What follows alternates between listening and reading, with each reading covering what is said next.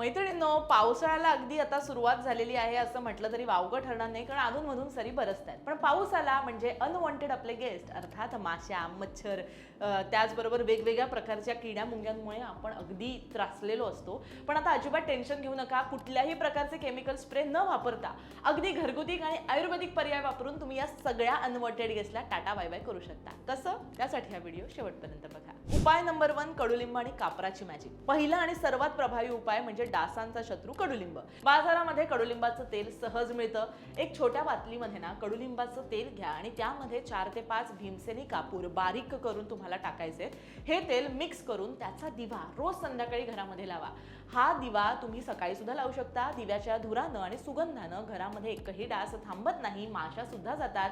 आयुर्वेदामध्ये हा उत्तम पर्याय मानला जातो. श्वसनाला सुद्धा काहीही त्रास तुम्हाला होणार नाही. उपाय नंबर 2, लिंबू आणि लवंगाचा सुगंधी परफ्यूम. तर हा जो दुसरा उपाय आहे हा विशेषतः तुम्ही माशांसाठी करू शकता. एक लिंबू मधोमध कापून घ्या आणि त्या दोन्ही भागांवरती 8 ते 10 लवंग तुम्हाला खोचायचे. हे लिंबू तुमच्या डायनिंग टेबलवरती, किचनवर, ओट्यावर, खिडकीजवळ तुम्ही ठेवू शकता.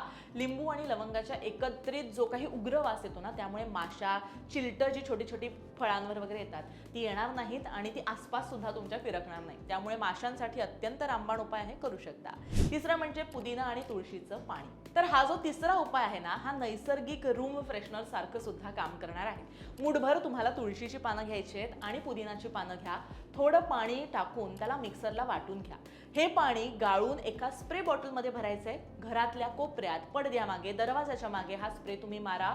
तुळशी आणि पुदिन्याचा सुगंध हा डासांना अजिबात सहन होत नाही आणि ते पळून जातात. त्यामुळे डासांसाठी सर्वोत्तम रूम फ्रेशनर आहे. तर चौथा आणि असा रामबाण उपाय तुम्हाला मी सांगते, ते म्हणजे माशांना घरात येण्यापासून रोखण्यासाठी पावसाळ्यामध्ये तुम्ही रोज फरशी पुसताना हे जे तुम्हाला मी आधी इन्ग्रेडियंट सांगितले, जसं की 2 चमचे तुम्हाला खडे मीठ घ्यायचे, त्यानंतर चमचाभर निलगिरीचं तेल घ्या किंवा कापूर पावडर त्याच्यामध्ये टाकायची आहे. तर हे सगळं जेव्हा तुम्ही मिक्स करता आणि त्यानंतर फरशी तुमची पुसता, लादी पुसता, तेव्हा मुळात घरामध्ये माशा येणार नाहीत आणि माशांची अंडी जिथे जिथे होतात ती प्रक्रिया सुद्धा मंदावेल. त्यांची जी पैदास आहे ती सुद्धा तुम्ही थांबवू शकता. पाचवा आणि अत्यंत महत्त्वाचा आणि आपला शेवटचा झटपट उपाय तुम्हाला सांगते. संध्याकाळी घराचे दरवाजे, खिडकी तुम्ही बंद करा. एका मातीच्या पात्रामध्ये, कुठल्याही प्रकारचं मातीचं भांडं मार्केटमधून आणा. 2 ते 3 तमालपत्र अर्थात तेजपत्ता आणि त्यामध्ये 1 चमचा ओवा टाकून तुम्हाला ते पेटवायचं आहे. त्याचा धूर संपूर्ण घरात फिरवा. अवघ्या 5 मिनिटांमध्ये सगळे डास गायब होणार आहेत. छोटे मोठे किडे असतील ते सुद्धा गायब होणार आहेत.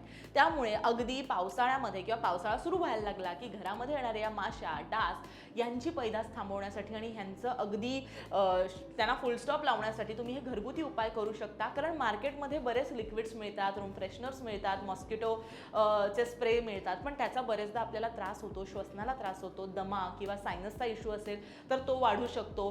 ज्या घरामध्ये अगदी सेन्सिटिव्ह लंग्स असणारी जी काही वयस्कर माणसं असतील त्यांना सुद्धा याचा त्रास होऊ शकतो. त्यामुळे अगदी स्वतःचा जीव रिस्कमध्ये टाकण्यापेक्षा घरगुती, अगदी आयुर्वेदानं सुचवलेले हे छोटे छोटे पर्याय तुम्ही करू शकता. याच्यामध्ये काहीच पैसा तुमचा जाणारही नाहीये.